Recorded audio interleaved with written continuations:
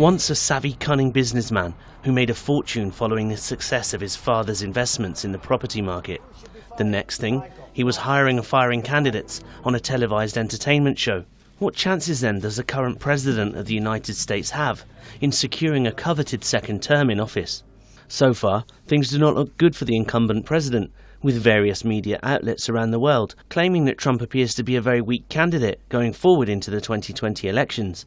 Recent polls show that Trump continues to trail his rival, Democratic candidate Joe Biden, by around 5 points. However, this figure is constantly fluctuating and has seen it rise to as high as 10 points in some places and as low as a single point in certain states.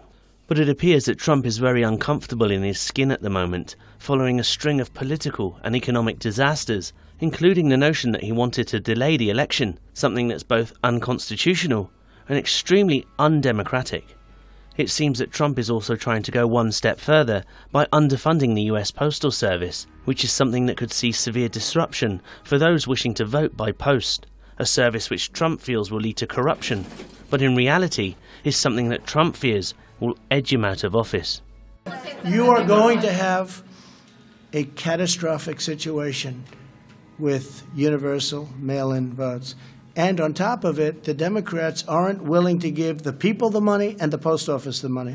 But it's not just at home that Donald Trump has failed so miserably, as his antics have finally caught up with him abroad, as some analysts claim that Trump's foreign policies have led to the total destruction of the US, both politically and in terms of its international reputation.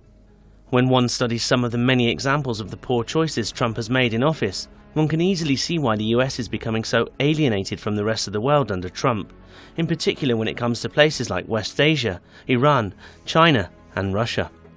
What now remains to be seen is whether Trump can scrape together some kind of appeasing policy at home and abroad in order to woo voters away from the seemingly less rash Joe Biden. Well, Trump's strategy is a complex strategy. One thing he is going to do is to attack the election and undermine it, actually. There's a real possibility of some kind of chaos, illegal interference, we don't know what, taking place in November.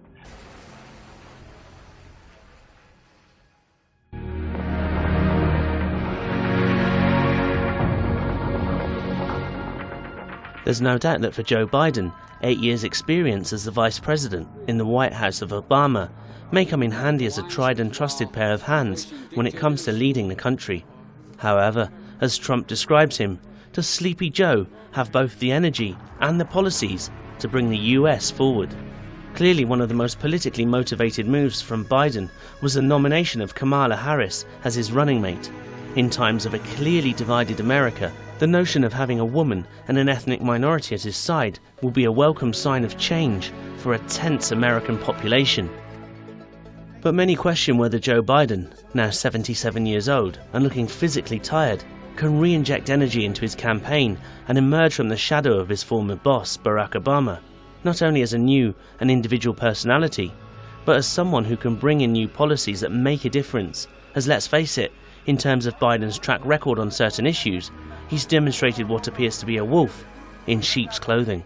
When it comes to foreign policy, Biden has shown he's interested in returning to the JCPOA following Trump's decision to pull out of it when he was elected.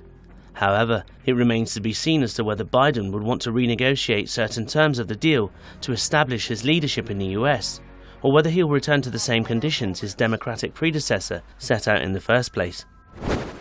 There'll be certain differences. First of all, I expect Biden to take some steps towards restoring the JCPOA. Whether he will actually restore it or not, I can't be sure. He's under great pressure from the Israelis and the Saudis not to restore the nuclear accord. Biden also needs to cement ties with other countries too, including fixing a broken trade relationship with China, as well as attempting to patch up ties with Russia and other countries around the world. But much like Trump, it's wooing the voters at home that really count, and for Biden, reuniting the country will be a huge part of picking up the billions of broken pieces left behind by Donald Trump. You know, Donald Trump has fanned the flames of hate in this country across the board through his words, his policies, his appointments, his deeds, and he continues to fan those flames.